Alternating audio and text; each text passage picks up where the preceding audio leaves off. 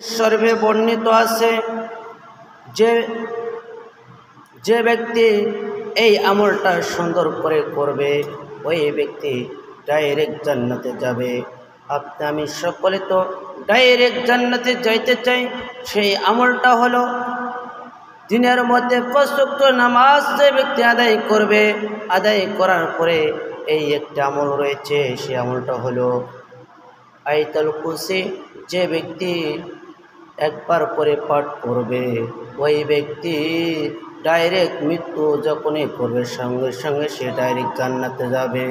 কারণ তার মৃত্যুটাই তার বাধা থাকবে, মৃত্যুবরণ করার সঙ্গে সঙ্গে সে জান্নাতে চলে যাবে।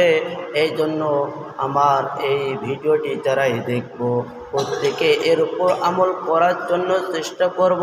কারণ এই আমল করলে আপনি আমি প্রত্যেকে জান্নাতে চলে যাব ইনশাআল্লাহ।